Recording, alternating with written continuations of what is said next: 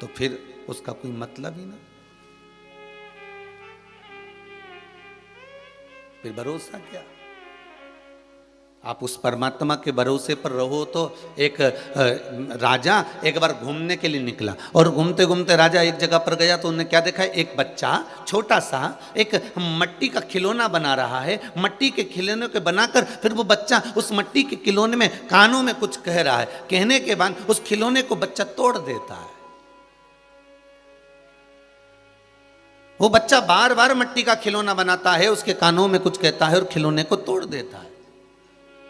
राजा उस बच्चे के पास गया।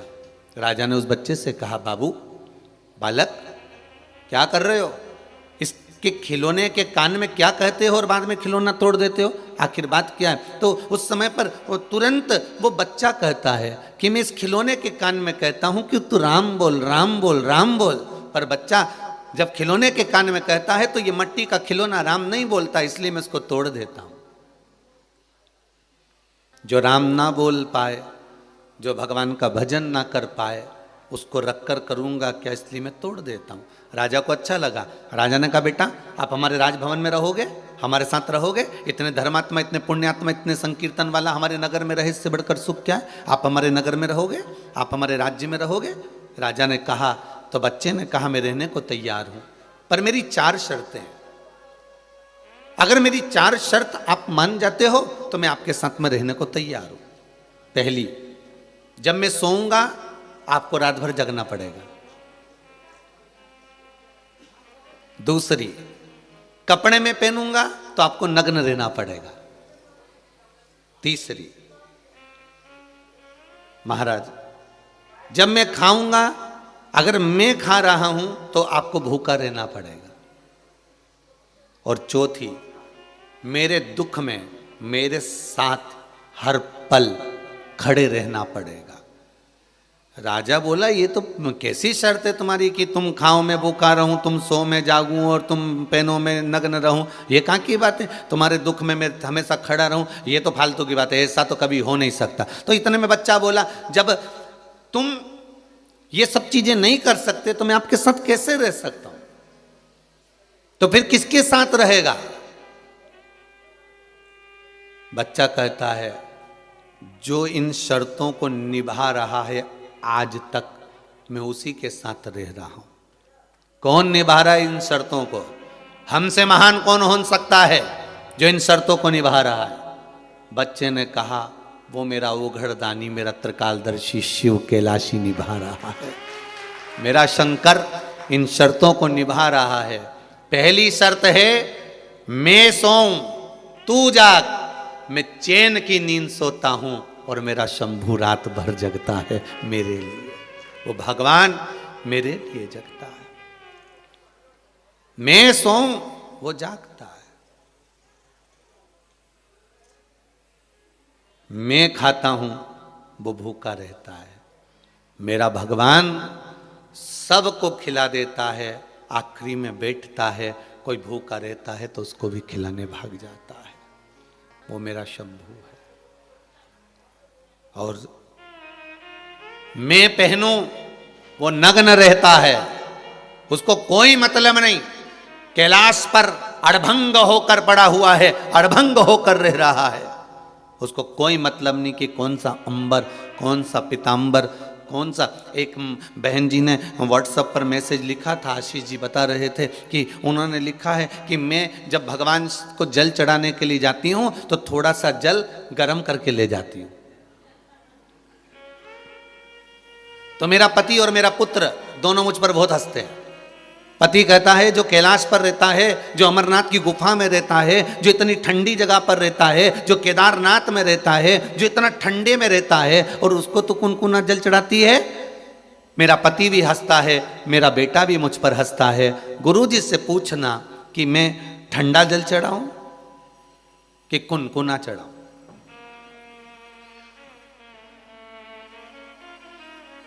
फिर वही बात सामने आ गई, भगवान मंत्र तंत्र और तुम्हारे शब्दों से, अर्थात तुम्हारे श्लोकों से, तुम्हारी स्तुति से, भगवान तुम्हारे बहुत सारे संवादों से नहीं रिश्ता, मेरा शंभू अगर रीझता है तो तुम्हारे इसी भोलेपन से रीझता है। मेरा शंकर रीझता ही भोलेपन से।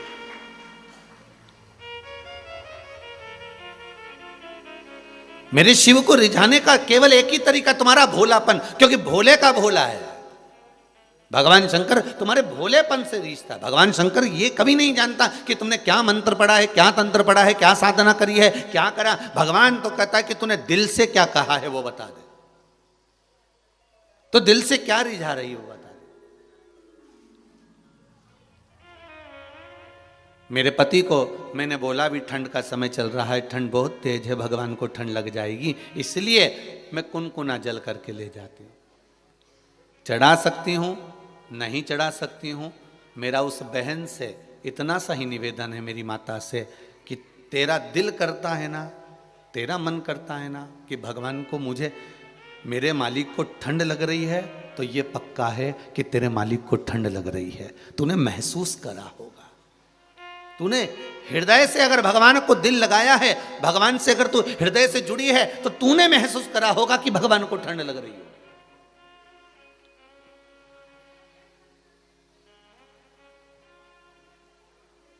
ये तूने महसूस करा है। नहीं तो कई घर में तो आज भी लड्डू गोपाल बैठे हुए हैं, कई घरों में लड्डू गोपाल बैठे हुए हैं, और कई घर में लड्डू गोपाल बैठे हुए हैं, और कई लोग वो लड्डू गोपाल को भी इस ठंड में फूल चढ़ा दे रहे हैं। अब अंदाजा लगाना जरा।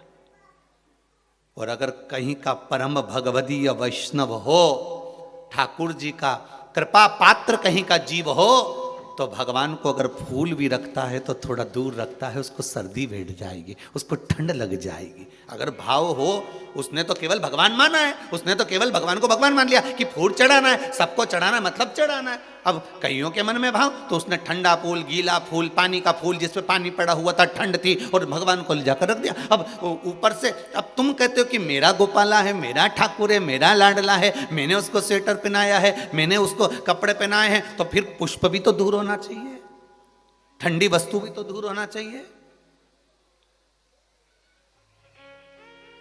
मेरे भगवान के साथ में दिखावा मत करो, बस भगवान ये कहता है, मेरा ठाकुर कहता है, मेरा भोलेनाथ कहता है, मुझे दिखावा प्रिय नहीं है। आप दिल से तो रिझाओ। उसको कौन ने कहा कि तू कुनकुना पानी चढ़ा के आ? उसको कौन ने कहा कि तू गर्म पानी करके ले जा, कुनकुना पानी करके ले जा? उसके मन में आया, पति से कह दिया तुम्हें जो चढ़ाना चढ़ाओ, तो वो तो बाल्टी भर ठंडा ढोले चढ़ावे, और बेटा भी ठंडा चढ़ा, पर उसका मन नहीं माना, ना उसका दिल नहीं माना, उसका हृदय नहीं माना, तो वो ले गई। तो मेरा बहनों से निवेदन केवल इतना है, तुम्हारा मन कर रहना कि भगवान को रिझाना इस तरह से।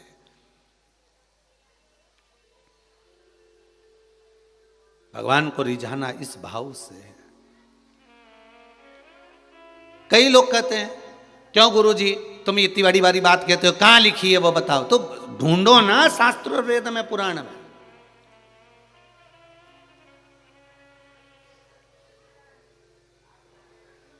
पढ़ो, हम भी 24 घंटे कमरे में बैठकर पढ़ते रहते, तुम भी पढ़ो, निकालो और दिल लगाओ इस परमात्मा से, दिमाग नहीं। दिमाग तुम कमाने में लगाना, तुम्हारे दिमाग को सेफ करके रखो एकदम अलमारी में हो, इसको कमाने में लगाओ, पर भगवान की भक्ति में दिल लगाओ। पर दुनिया भी उल्टी है, दिमाग भगवान की भक्ति में लगाने का प्रयास करती है, और दिल, अब पूछो ही मत, ही तो अच्छा है।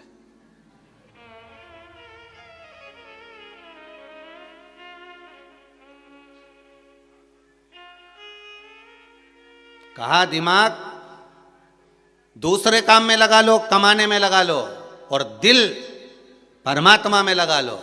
पर लोग भी उल्टे हैं, दिमाग भगवान में लगाते हैं। कैसा दिमाग लगाते हैं? हाउ, क्या होता है पानी चढ़ाने से, क्या होता है चावल चढ़ाने से, क्या होता है धतूरा चढ़ाने से, क्या होता है भगवान शंकर पर दूध चढ़ाने से। यहां दिमाग लगा रहे हैं, यहां दिमाग लगा रहे हैं। जहां दिल लगाना चाहिए था, मत दिमाग लगाया गया है। और दिल कहां लगाया है?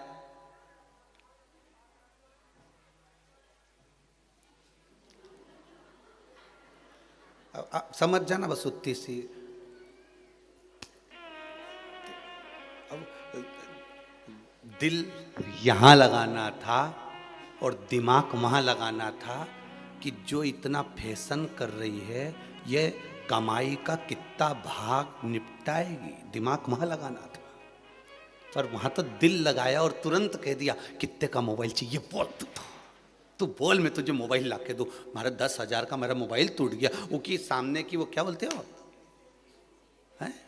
हाँ हाँ वो चली गई क्या डिस्प्ले, हाँ वो चली गई। तो कि तू चिंता मत कर मैं 15,000 का अब भी बाजार से दिलाऊं। अब दिल यहां लगाना था, गलत जगह पर लगा दिया। जहां दिमाग लगाना था वहां दिल लगा दिया। मेरे भगवान के मंदिर में कभी भी जाना, शिवालय में कभी भी जाना, शंकर की चौखट पर कभी भी जाना, 12 ज्योतिर्लिंग पर कभी भी जाना, शिव मंदिर में कभी भी जाना, तीर्थ में कभी भी जाना, भगवान की शरणागति में कभी भी जाना, सदगुरु के दरवाजे पर कभी भी जाना, गुरु की चौखट पर कभी भी जाना, वहां पर दिमाग मत लगाना, मत दिल लगाना।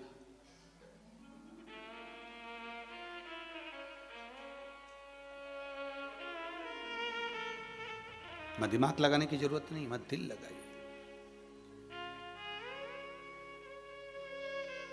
वहां फिर हमको सोचना नहीं है।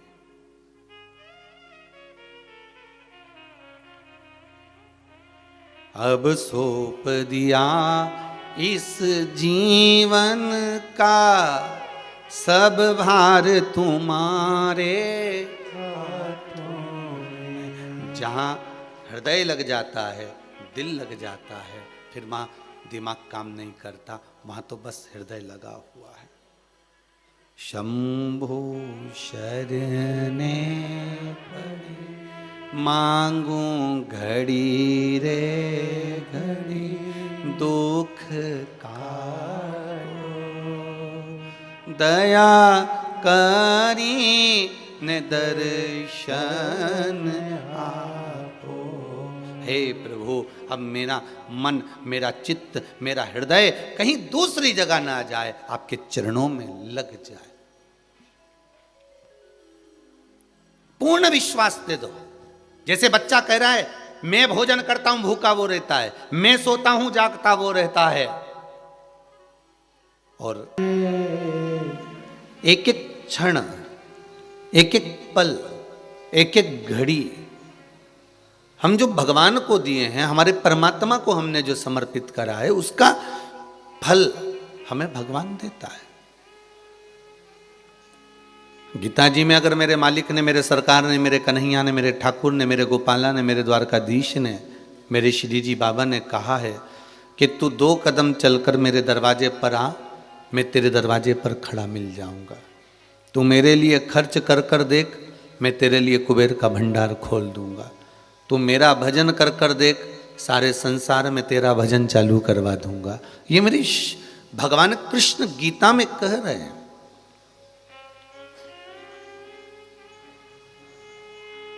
अगर भगवत स्मरण में हम डूब रहे हैं, भगवान की भक्ति में हम डूब रहे हैं, भगवत स्मरण में हम लगे हुए हैं, भगवान के भजन में हम लगे हैं, तो उसका फल हमको मिलना है। अगर अन्न का एक दाना कहीं पर गिर गया है ना भाई, वहां पर कोई पानी भी मत दो, वहां पर आप कुछ भी मत डालिए, तो भी वो अन्न का दाना एक ना एक दिन उग ही जाएगा।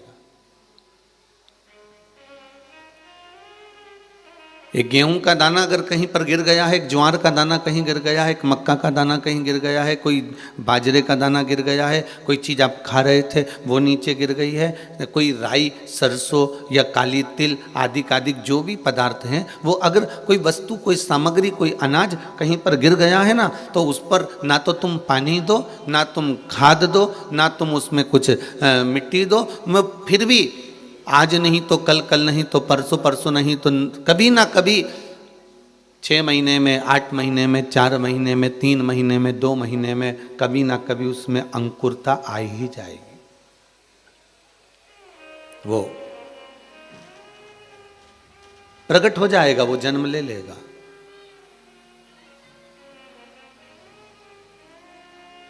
संसार के लोग अगर कुछ दे भी देंगे तो 50 बार कह भी देंगे, ताना भी दे देंगे। पर मेरा परमात्मा आपने निष्कपट भावों से, कोई आपके भीतर कुछ मांगने का प्रसंग नहीं है, कुछ मांगने का ललकता नहीं है, निष्कपट भावों से आपने जो भगवान से मांगा है, भगवान उसको देता तो है पर उसका हिसाब नहीं रखता है। मेरा भगवान कभी हिसाब नहीं रखेगा तुमको देने के बाद में।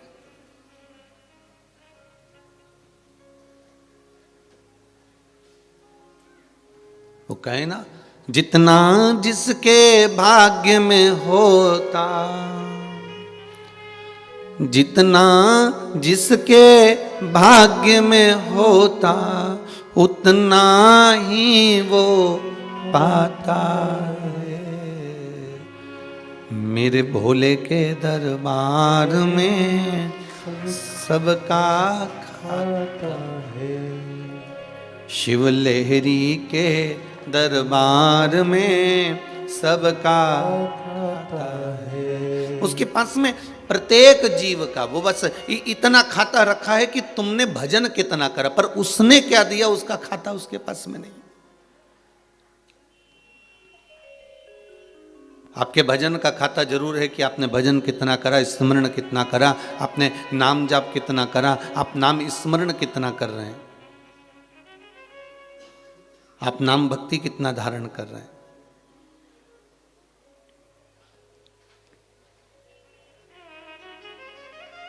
पर उसने अपने पास में जो खुद ने दिया है उसका हिसाब नहीं रखा है, पर उसने एक हिसाब रखा है कि तुमने शंकर के ऊपर एक लोटा पानी कितना चढ़ाया,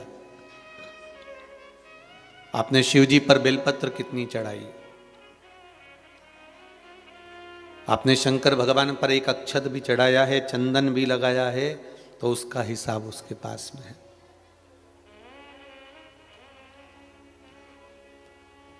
परमात्मा में और संसार के लोगों में एक अंतर है।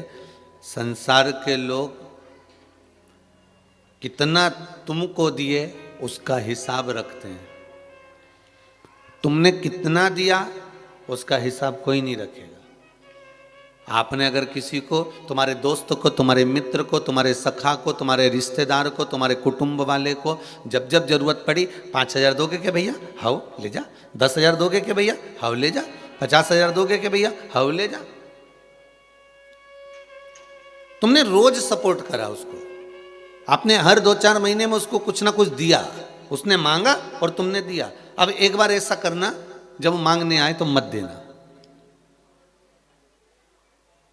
तो पहले तुम जो 2 साल से देते आ रहे हो ना, एक बार अगर तुमने मना कर दिया तो वो उस बात को पकड़ कर बैठ जाएगा, और जो इतने समय से तुमने दिया ना उसका कोई फल नहीं है महाराज।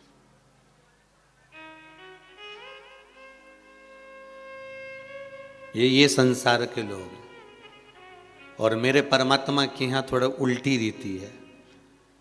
भगवान अपने देने को तो कभी नहीं गिनता कि मैंने तुझे क्या दिया, भगवान तुम्हारे देने को गिनता है कि इसने मुझे कितना बार याद किया, मुझे कितनी बार भजन किया, मुझे कितनी बार नाम जाप किया, कितनी बार श्री शिवाय नमस्तुभ्यम बोला है, कितनी बार इसने मंत्र का जाप किया है, कितनी बार ये नाम कीर्तन में डूबा है, कितनी बार ये नाम स्मरण करा है, कितनी बार इसने मुझ पर जल चढ़ाया है। भगवान शिव के पास में वो खुद क्या देते हैं उसका कोई लेखा नहीं है, पर तुमने जो दिया है उसका लेखा मेरे शंभू के पास में है,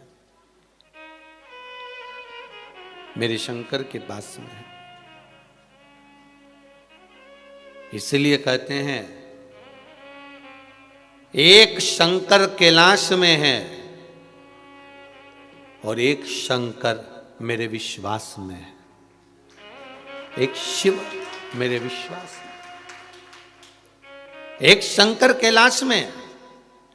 रामचरितमानस में तुलसी बाबा ने लिख दिया है शंकर विश्वास रूपीणो, मतलब विश्वास रूपी शिव है तो दुनिया का ऐसा कोई काम नहीं जो नहीं होगा, अगर विश्वास है तो।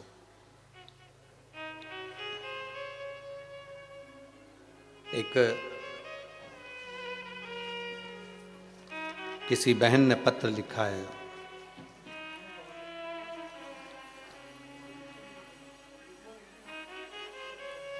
श्री शिवाय नमस्तुभ्यम। जिला उज्जैन के पास नागदा से हीराबाई सेन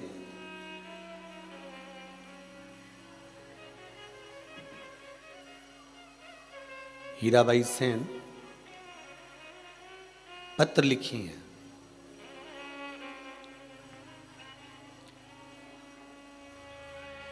बरसों से मेरे पति को किडनी की परेशानी थी, ये पत्र में लिखा है। हीराबाई सेन ने पत्र लिखा है, बरसों से मेरे पति को किडनी की परेशानी थी। सारे डॉक्टरों के पास में, हाकिम के पास में, औषधि वालों के पास में सब दूर दिखा लिया था। जब सारे डॉक्टरों को दिखा दिखा कर हार गई, तब मैंने अपने पति से कहा कि अब सारे डॉक्टरों को दिखा कर आ गए, सारे हॉस्पिटल में दिखा कर आ गए, एक हॉस्पिटल बचा है, आस्था चैनल पर सुना है, उसका नाम कुबेरेश्वर धाम है। तो पत्र में लिखा है, पत्र में लिखा है।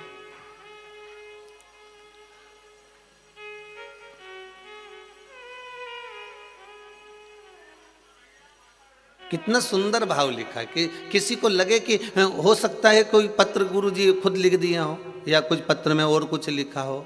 मैं तो कहूँगा एक बच्चा भी कोई खड़े होकर इस पत्र को पढ़ सकता है। कितना सुंदर भाव इसमें इस हीराबाई सेन ने लिखा है। मैं निवेदन करूं, बालक आप आओ जरा इस पत्र को पढ़ना, देना माइक बच्चे को, ये पत्र उसको वहां दे दीजिए।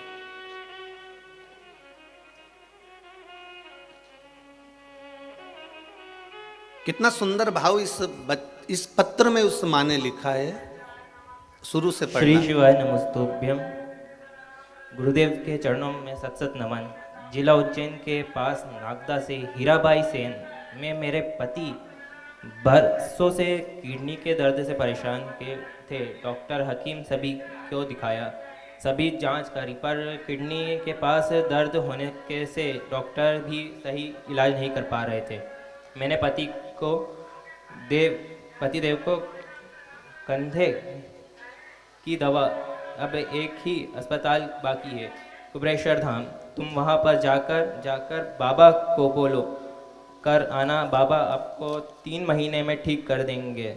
वो छटपट आते थे 3 महीने पहले और आज भी आए, वो पूरे स्वच्छ होकर। उनका दर्द पूरा भाग गया। पता नहीं गुरुदेव, आज पूरा परिवार खुश है आपके आशीर्वाद से। श्री शिवाय नमस्ते। श्री शिवाय नमस्ते। पत्र वापस दे दो बेटा। बहन ने लिखा है 3 महीने पहले आए थे, सारे अस्पताल हार गए, तब जाकर एक ही बचा था, शंभू शंकर त्रिकालदर्शी कैलाशी अविनाशी शिव, कोई दूसरा ही नहीं था। तब बाबा से निवेदन कर गए थे और 3 महीने बाद आज फिर बाबा को धोख लगाने आए हैं कि अब सब दवाइयाँ बंद होकर एकदम स्वस्थ हो गए हैं। ये बाबा की कृपा हुई। फिर निवेदन करूंगा, इस भूमि पर ना तो कोई औषधि दी जाती है, ना कोई भभूति दी जाती है, ना इस भूमि पर कोई बेल दी जाती है, ना कोई टोना किया जाता है। इस भूमि पर ना अभी शंकर भगवान बैठे हैं। इस भूमि पर कहीं आपको शिव की मूर्ति, शिवालय कहीं आपको नजर नहीं आएगा कि शंकर कहीं बैठे दिखे हो। ना यहाँ प्राण प्रतिष्ठा हुई है, ना कोई मूर्ति विराजमान हुई है। केवल शंकर और कंकर इस कुबेरेश्वर धाम का एक मूल है और उसके बल पर ना तो यहाँ कोई घूमता है, ना किसी को चक्कर आता है, ना कोई बेल भभूति है। यहाँ तो केवल एक है, वो जो तुलसीदास जी ने कहा था ना कि शंकर विश्वास रूपिणो। एक शिव कैलाश में है और एक शिव आपके विश्वास में है। अगर विश्वास है तो शंकर है।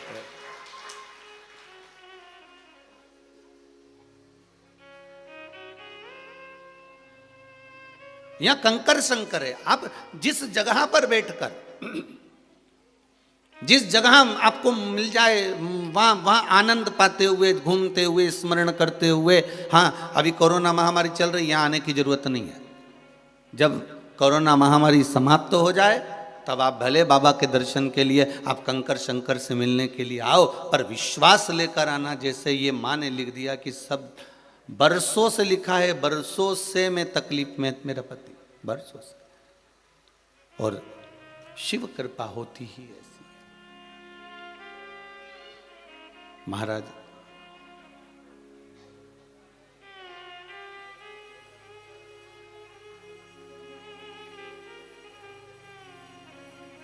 भगवान दया करना,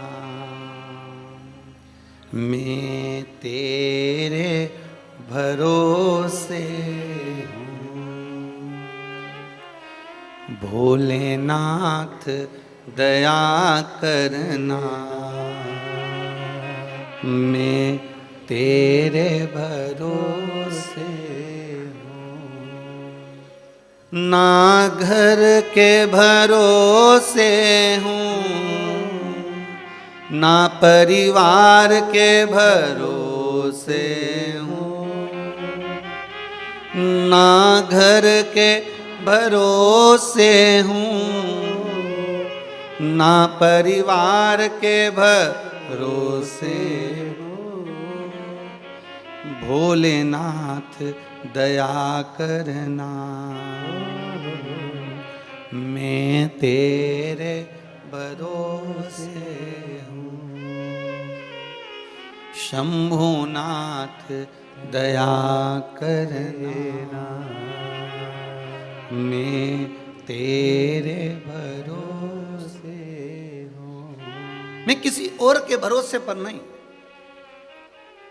अगर भरोसा है तो मुझे मेरे शंकर पर, एक शिव कैलाश पर है और एक शिव आपके विश्वास पर है।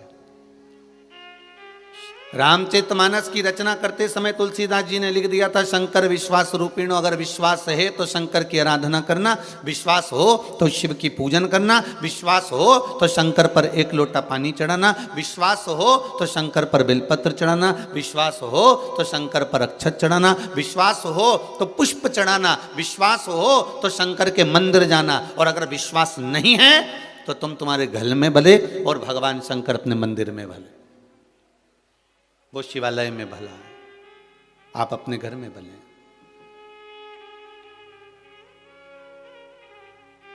अगर विश्वास है तो किसी शिवालय में, तुम्हारे घर के पास में भी जो शिव मंदिर हो, जो शिवालय हो, जहां शिवलिंग हो, वहां जाइए।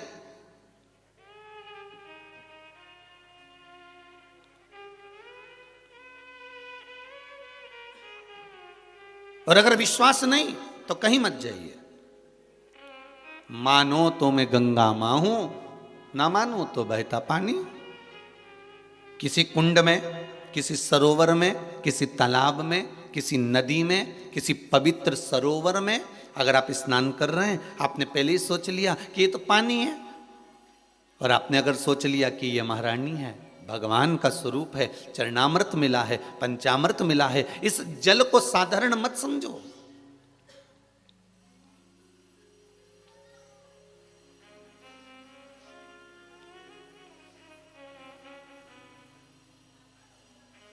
इस जल को कोई साधारण ना समझे। जिस कुंड में, जिस नदी में, जिस तालाब में, जिस सरोवर में आप स्नान कर रहे हो, जिन कुंडों में आप जाते हो, जिन तीर्थों में जाकर आप नदियों में, पवित्र नदियों में स्नान करते हो, सरोवरों में स्नान करते हो, बावड़ियों में स्नान करते हो, कूप और कुंड में स्नान करते हो, ये कोई साधारण नहीं हो सकता। ये कोई साधारण सा नहीं है हमारा।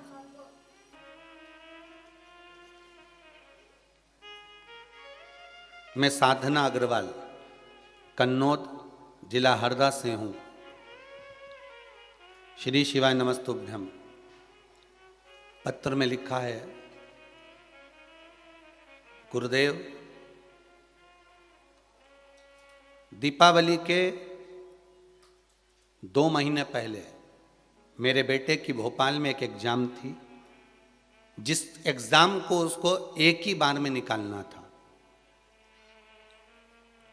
गुरुदेव, मेरा बेटा एग्जाम देकर आ गया और पशुपति व्रत उसने चालू कर दिए। इस पत्र में लिखा है इस बहन ने, साधना जी अग्रवाल, कन्नौज, जिला हरदा से। पशुपति व्रत चालू करे, काउंसलिंग में उसका नाम नहीं आया। जब काउंसलिंग में नाम नहीं आया तो उसका मन उचिष्ट हो गया और उसने पशुपति व्रत को छोड़ने का मन में विचार कर लिया। पर मैंने, मेरे परिवार ने उसको फिर वापस कहा कि तू व्रत मत छोड़, व्रत तो कर, काउंसलिंग में नहीं आया तो नहीं आने दे, तू व्रत तो पूरे कर ले, शंकर के व्रत है, करने में क्या जा रहा है। जैसे ही तीसरा व्रत पूर्ण हुआ और उसका जो एग्जाम था उस काउंसलिंग में उसका नाम वापिस आ गया और वो निकल गया। ये पत्र बोल रहा है, इस पत्र में वो लिख रही है। महाराज, जहां पर सब तरह से जीव हार जाता है, हम फिर कहेंगे पहले सारे जगत में घूमी आओ, संपूर्ण जगत में तुम्हारी जिससे जिससे पहचान है उसके हाथ पैर खूब जोड़ लो, मना नहीं है। पर आखिरी में फिर भटकना मती, शंकर का द्वार, मेरे शिवालय, जहाँ तुम्हारे घर के पास में जो शिव का शिवालय हो उस शिवालय में चले जाना, उससे विनती करना, प्रार्थना करना, उससे दिल की बात कहना, हृदय की बात कहो।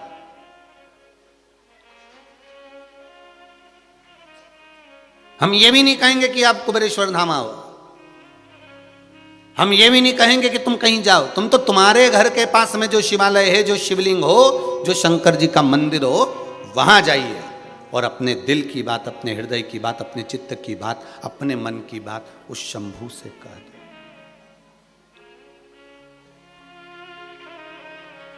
उस शंभू से कह दो। भोलेनाथ दया करना, मैं तेरे भरोसे हूँ, ना घर के भरोसे, ना परिवार के भरोसे हूँ, केवल तेरा सहारा, तेरा भरोसा, दूसरा कुछ नहीं। कल प्रसंग चल रहा था, माता पार्वती जी भगवान शिव से कह रही थी, भोलेनाथ, जो पुरु ने, वसु ने तप साधना करी है और वसु ब्रह्मा जी द्वारा जो प्रकटा हुआ है, वो वसु एक यज्ञ कर रहा है और उस यज्ञ में 33 कोटि देवताओं को आमंत्रित करा गया। 33 कोटि देवता उस यज्ञ में आए हुए हैं और उस यज्ञ में सब जा रहे हैं, हमको भी जाना चाहिए। शंकर भगवान ने कहा बिल्कुल, अगर यज्ञ है, अनुष्ठान है तो हम क्यों ना जाएंगे, हम भी चलेंगे, मना नहीं। पर शिव जी ने फिर वही प्रसंग माता पार्वती से कहा कि जाओ, यज्ञ में, अनुष्ठान में, भजन में, पूजन में, स्मरण में, तुम्हारी मर्जी पड़े जहां जाओ, पर विश्वास को रखकर जाना। अगर विश्वास नहीं है तो फिर ऐसे मंदिर जाने से, देवालय जाने से, पूजन करने से कोई फायदा नहीं। कई लोगों के मन में आता है, अब व्रत कर तो लिया है, अब देखेंगे भगवान कर देगा तो ठीक है। तो कोई ने डंडा मारा था कि व्रत करो, कि सियोर वाला महाराज कहने गया था तुम्हारे घर पे पीले चावल देने के लिए कि नहीं, तुम्हें तो ये करना ही पड़ेगा। कभी व्यासपीठ से ऐसा बोला कि तुम्हें करना ही पड़ेगा।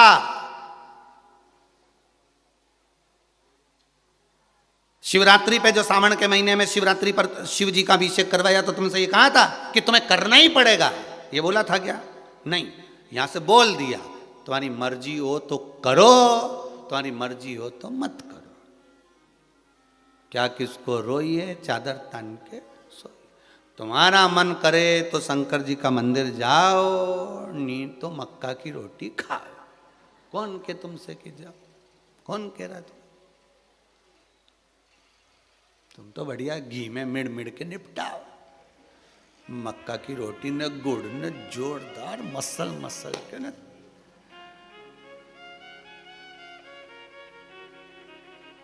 अभी कल की बात है, कोई कह रहा था गुरुजी हमारे यहाँ पर गांव में, हमारे यहाँ राजस्थान में ऐसा नियम है कि हम मकर संक्रांति पे हमारा पूरा परिवार बैठ जाता है और बाजरा का खिचड़ा बनता है और मक्का की रोटी न ज्वार की रोटी न बाजरा की रोटी, और कम से कम इतना घी कि 1 पीपा घी पूरा वो रोटी में और वो खिचड़ा में खाना चाहिए, और गुड़। हमने कहा कहां से हो? तो क्या बीकानेर के पास से। हमने कहा बहुत बढ़िया, खूब जोरदार 1 पीपा घी। हमने कहा ये नियम किसने बनाया कि मक्का की रोटी के साथ में घी और गुड़ और सब खाना जरूरी है, खाओ। नियम बनाने वाले ने यह बनाया था कि संक्रांति पे जैसे घी की धार चले ऐसे भजन गाना जरूरी है, पर लोगों ने सुन लिया कि घी खाना जरूरी है। वो था भजन गाना जरूरी है।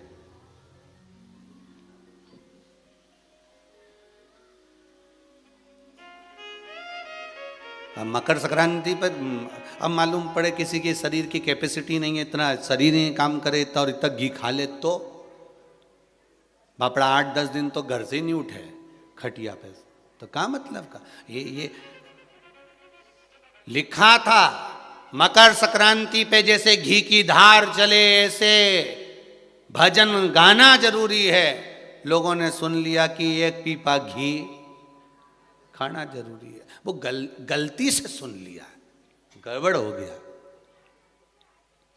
महाराज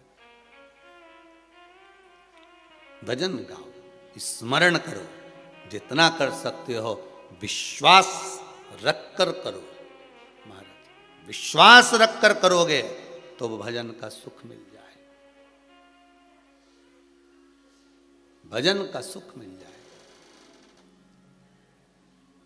बस प्रभु की भक्ति में जितना जितना शिव कह रहे हैं पार्वती, वसु अगर यज्ञ करा रहे हैं और उस यज्ञ में आपको जाना है तो किसी यज्ञ में, किसी अनुष्ठान में, किसी देवालय में, किसी तीर्थ में, किसी कुंड में, किसी नदी पर, किसी सरोवर पर, किसी तालाब पर, किसी कूप पर, तब जाना जब तुम्हारे भीतर विश्वास जागृत हो जाए।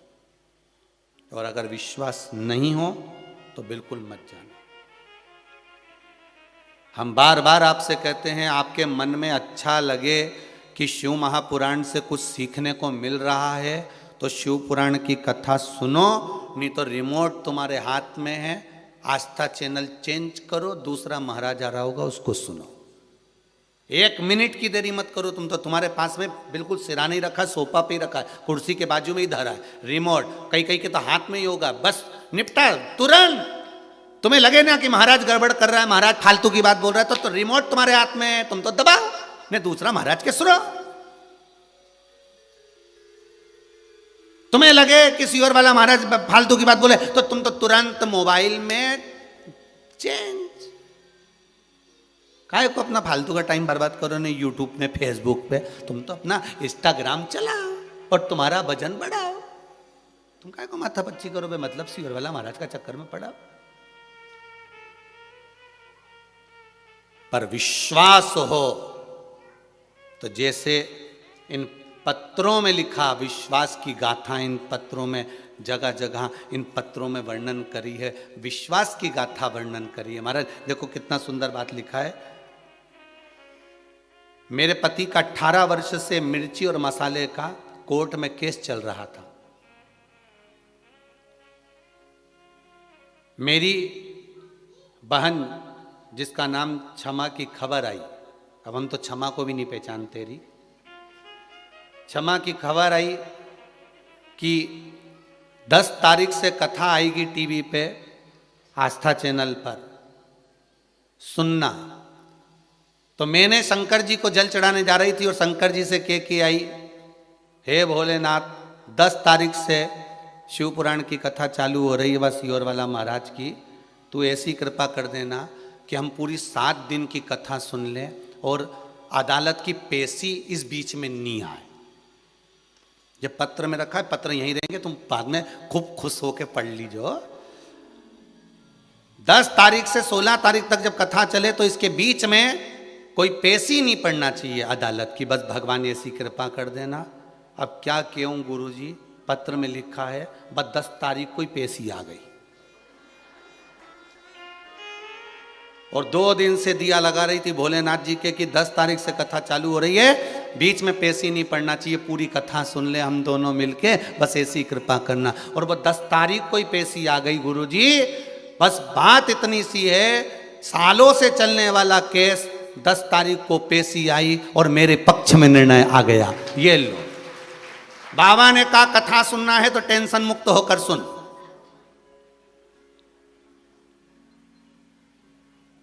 सुनना ही है ना तेरे को कथा, और दोनों जोड़े से सुन रहे, टीवी के सामने बैठकर सुन रहे, आस्था चैनल पर कथा सुन रहे, तो सुनो।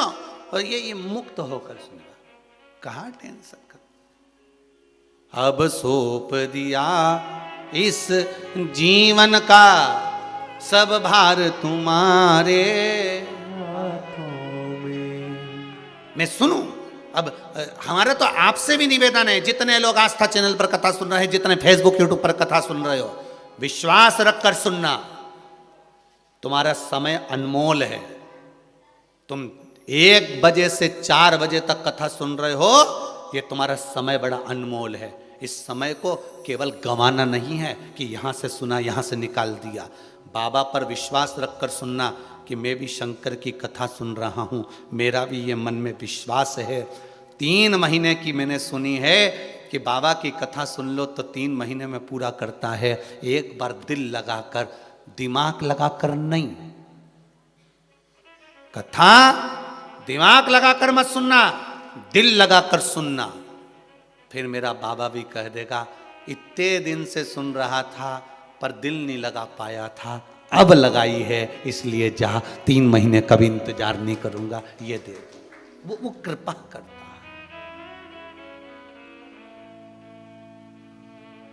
कथा में दिमाग नहीं लगाना हमें, भगवान के दरवाजे पर दिमाग नहीं लगाना हमें, माता पिता के चरणों में हमें दिमाग नहीं लगाना, अपने सदगुरु के चरणों में जाकर दिमाग नहीं लगाना हमें अपने गुरु के पास जाकर कोई दिमाग नहीं लगाना कि गुरुजी के सामने कहे कि गुरुजी मैं ये बता सकता हूं, मैं ये कर सकता हूं, मैं तुम्हें ये बता सकता हूं। गुरु के सामने जाकर दिमाग लगाने की जरूरत नहीं, भगवान के सामने जाके दिमाग लगाने की जरूरत नहीं।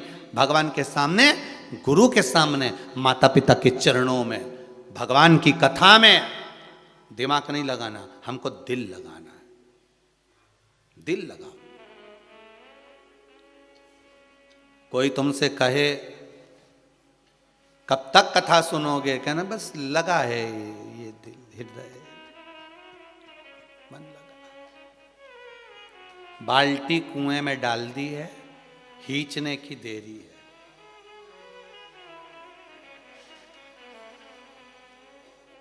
दुख की सुरंग, ट्रेन जब चलती है तो कई सुरंग आ जाती हैं, आती कि नहीं आती? कोई सुरंग बहुत बड़ी होती है, कोई सुरंग बहुत छोटी होती है।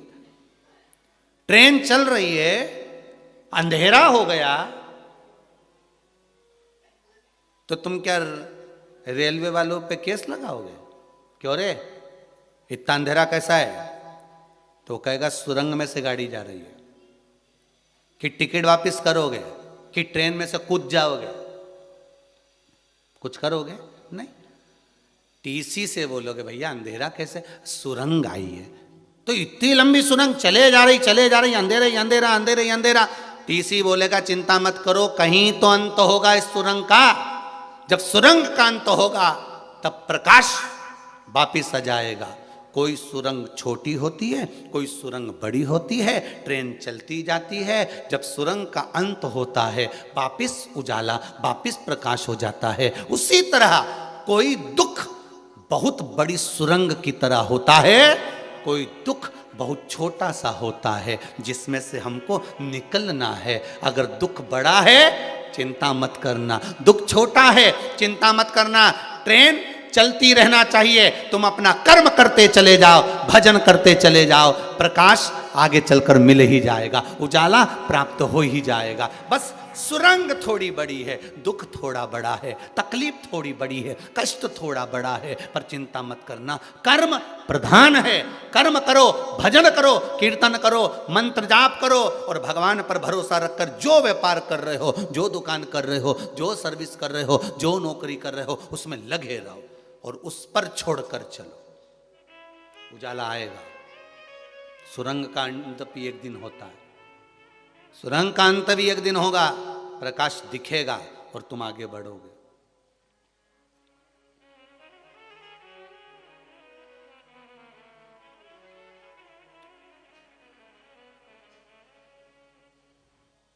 मिलेगा वो अंत।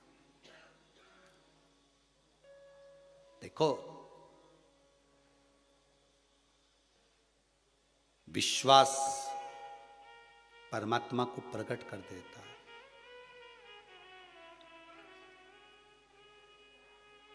गुरु और भगवान, मेरा भोलेनाथ, मेरा ठाकुर, मेरा राम, मेरा कृष्ण,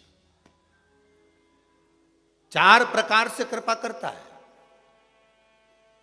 गुरु भी चार प्रकार से कृपा करता है और भगवान भी चार प्रकार से कृपा करता है। उसकी कृपा का पहला है स्मरण।